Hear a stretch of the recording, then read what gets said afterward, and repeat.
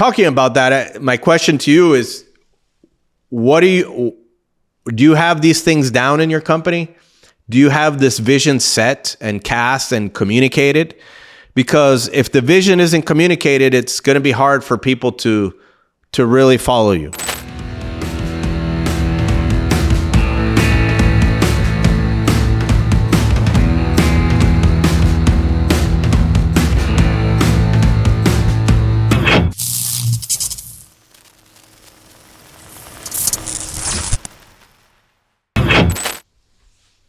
Welcome to the Limitless Legacy Podcast. We are happy to have you. I am your host, Gianmarco Palazzo, GM Palazzo, the podcast where we create, rule, and expand our legacy every day. So I've got a lot to share with you today. Tomorrow, one of my companies turns 25 years old. Can you believe that? I remember being 25 just the other day, and I cannot believe how time flies, how quickly all this time has passed. When I began working on it towards the end of my 21st year alive to the formal legal birth on March 3rd, 1998. Man, I was just about a year or so out of college. I was working with my father on the family farms, and it came up real quick. And no, it wasn't even a year after college. It was months after college. And it just didn't work out with me and my dad, and it was an opportunity that came up between opportunity and frustration. So I was ignorant. I was undercapitalized. I had $5,000 saved from my college internships. I barely spoke professional Spanish, and I had no idea where this would go. But, I created it. I gave it birth. And the path that this company has taken me on has been amazing. If for sure I'm not where, I would have imagined where I'd be in 25 years. But this company has definitely been my canvas to paint my story, grow, learn. It's been my master's. It's been my doctorate degree. It's where I've had successes. I've failed significantly in this business. It's where I've grown in leadership and in building an organization. And still today, it's a place where I'm experiencing a hell of a lot of growth. And so it's a never-ending story, the roller coaster of the really high highs and the really low lows. I've survived them with our team, and the company has survived them. And we've grown through them all, and it's been quite a ride. Really, I'm super grateful. I'm super blessed to call this company my own and share it with our team, and grateful to all of our clients who really depend on us and count on us to deliver our solutions to them. So what I can tell you is this: I'm excited. I'm excited because it's a different type of excitement since the beginning. But it's definitely an excitement that I have for the future of the company, and with which I will continue to create a vision and a limitless legacy for. And I'm taking the time, since it's the 25 years, to refresh our logo and our brand. And that refresh and recast also includes the cultural elements for the organization. And those cultural elements are the MTP, the Massive Transformative Purpose, which is pretty much the cornerstone for exponential organizations. If you haven't read up on XOs, I recommend the book by Salim Ismail, and it's called Exponential Organizations. It came out like in 2014, but the book is like a Bible. And there's a multitude of content on YouTube as well. In addition to the MTP, we are reinforcing our brand promise, and then we're communicating our BHAG, our Big, Hairy, Audacious Goal for the coming decade. And finally, we're doing a refresh of our simplified and common language core values. The difference as well is that we've added to the core values this time a standard of a sentence or two on how we're going to live those, because sometimes people can interpret the values differently based on their backgrounds, walks of life, education levels, and the like, all the different filters and life experiences that you've had. And especially because when we're strewed out over multiple countries, it's, you have different idiosyncrasies, you have different, socioeconomic background. So all that impacts the way that you read a word or that you have a relationship to an idea or a specific word. So it's important for us to give this sort of how we're going to live those values and sort of demonstrate what that standard means for everyone. So all these 4 elements, they're packaged together into an artwork that I really like, that my team has put together, and I'm super grateful for them. That's our manifesto. And that manifesto will have all those cultural elements in one spot, and we will show that, front of house and back of house as well. So I am super excited about launching this tomorrow. I just recorded the main message here in the studio right before this podcast.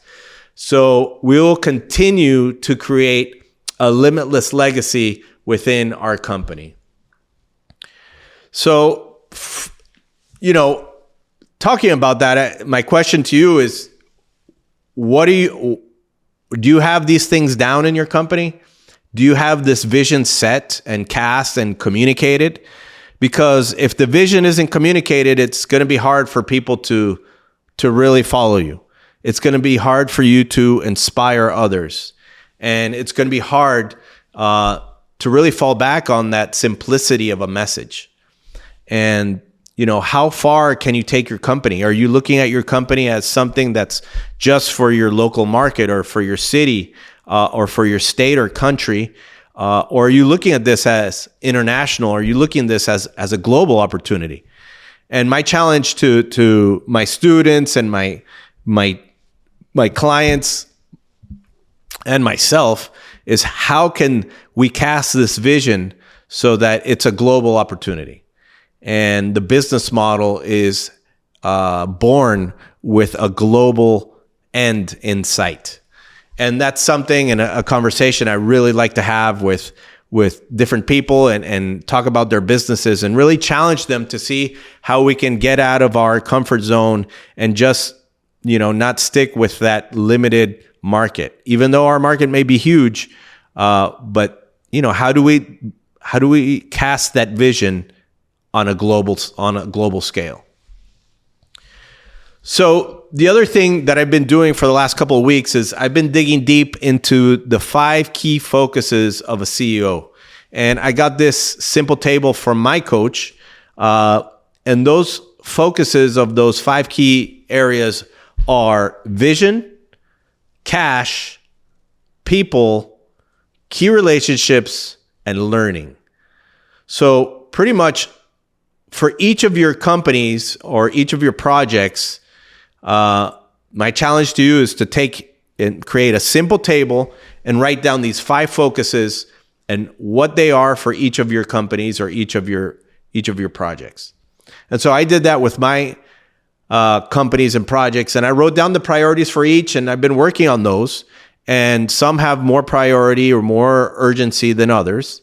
And so my recent focus has been vision and people. And, I was taking advantage of this 25 years of my company to really restructure this. And I worked on with my coach about it. And I also put it together with the rest of my projects and companies. So these are 2 key places, vision and people, where we create legacy, especially in business. Because, without vision, without purpose, it's pretty complicated to begin to create something of value. And like I said before, much less inspire others to join you along the way.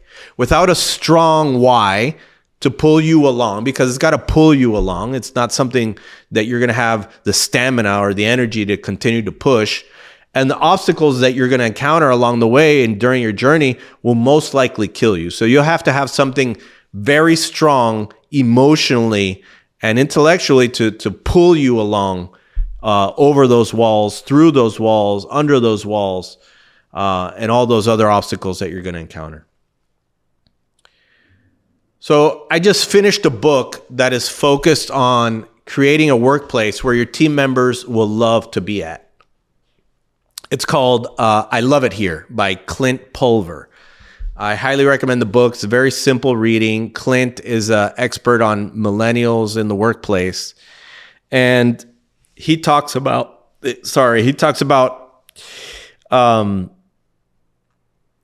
how people are so unsatisfied with their workplace. And so how can you create a work environment where people love to be at? And in the book, he quotes Oscar Wilde, the great playwright. And the quote is, "To live is the rarest thing in the world. Most people exist. That is all." And when I read that quote, I had to, obviously I underlined it. I put a star next to it. I read it over a couple times. And the quote really hit me because for so many years, I was existing in many ways. I've always been a person to, have a plan and be doing something, but there's also many levels of existence, just plain existence that we have in different areas of our lives. And I see many people existing. And the question I pose to myself is, how do I cease to just exist more and more every day? And when I catch myself just existing, I remind myself of the need to create, to align with my purpose and my vision and the identity of the person that I know I am and I know that I am becoming. And that also calls on me to be more for others, to be more for the world, not just for me. And that's really where the challenge is at. That's sort of the energy that makes me jump out of bed in the morning, to be more of that father, that sibling, that son, that husband, that leader, that coach, entrepreneur, investor, volunteer, all the hats that we all wear. And for each of these, I have a vision. And for many years, I've been working on those visions, and I've been refining those visions of those roles in my life. So this, which reminds me, I just celebrated my 17th anniversary with my queen. We went to a beautiful Ecolux Island resort that we had all to ourselves, thankfully, and we had an amazing time. We had great communication. We went out to, all of our meals were just delicious and awesome. We did some kayaking. We did some massages. We did some, everything was just great. And into our second night of a super romantic and delicious and fun and communicative dinner, I asked her, I said, "Honey, so what do you think of our relationship over the past year?" And so, well, first of all, this is the wrong way to frame the question because I should have known better. I framed it open-ended, and I should have asked. And if you're going to ask, this is the way you should do it. From 0 to 10, how do you rate us over the last year or the last month or the last week? And then when they give you an 8 or 7.5 or a 9.2 or 9.8, I would have asked her what would need to happen to make it a 10. And then she would give me something very specific in feedback. But I would know, or the other question is, or please give me 3 good things that I've done and 1 thing I need to work on. So the important thing here, gentlemen, if you're going to ask this question and go down this hole of, it's a very adventurous hole and tunnel because it's full of many dangerous surprises when we asked our women this.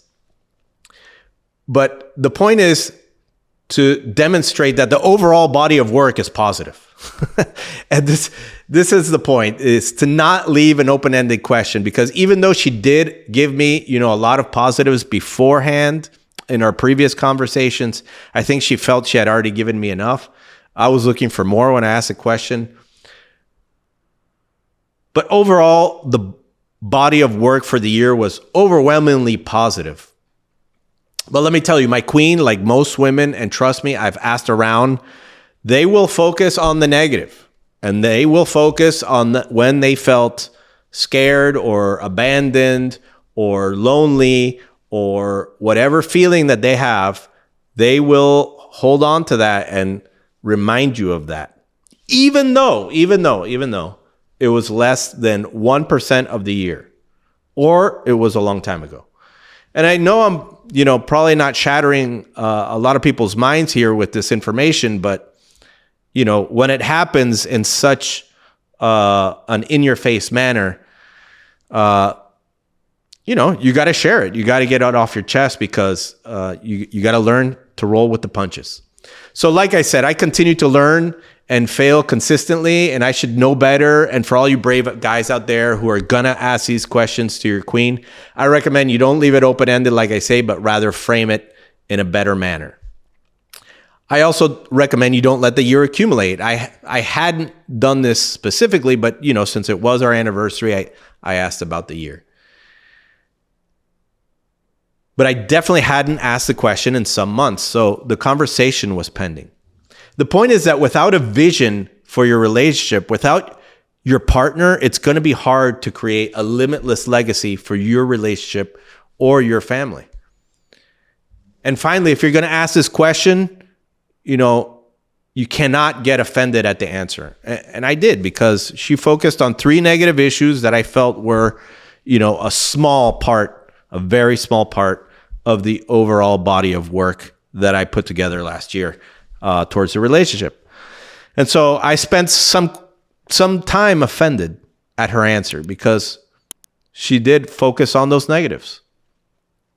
And I went through personally a lot of great strides and done a very good job in my mind.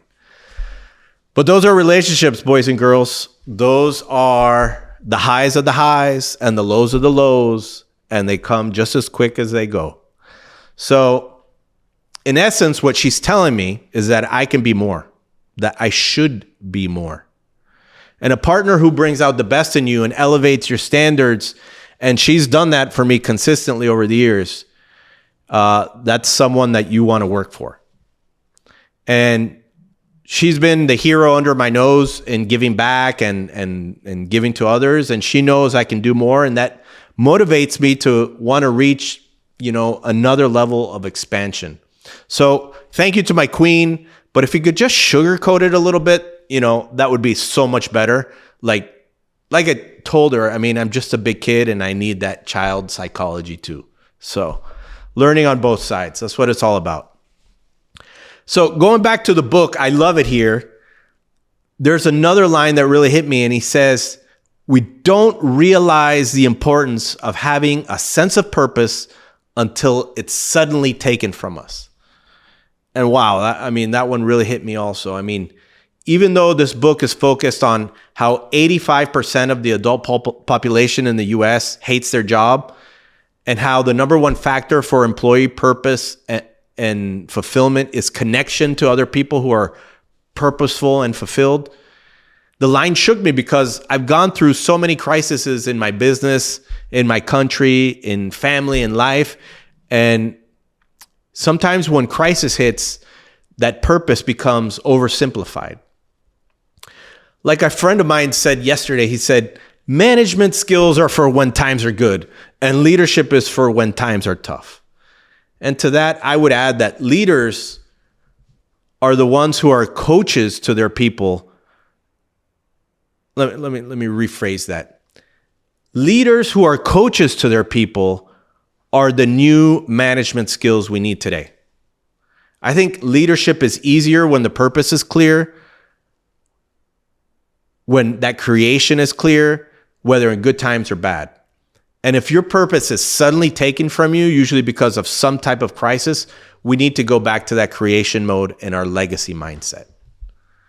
And we need to find that solid footing on where to hoist that vision up. So as we create this limitless legacy, whether it's for ourselves, our family, or our business, it's our job to constantly refresh that vision of purpose, communicate it, and reconnect to that energy that will drive us toward our goal. So my questions to you as we finish up here is, where are you recasting your vision, purpose, and constantly creating your limitless legacy? Which crucial conversations do you need to have, and with who, to understand that the standards need to be met and what those are? Is it, that crucial conversation with your people, with your team? Is it the crucial conversation with your partner?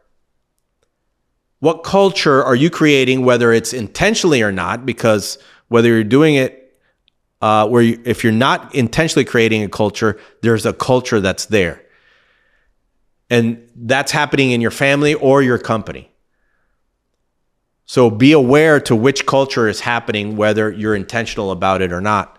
And finally, I challenge you to these questions. Look at yourself in the mirror and continue to create your legacy. Stay tuned for our next episode on Limitless Legacy Podcast, where we create, rule, and expand our legacy every day. Thanks a lot. See you next time.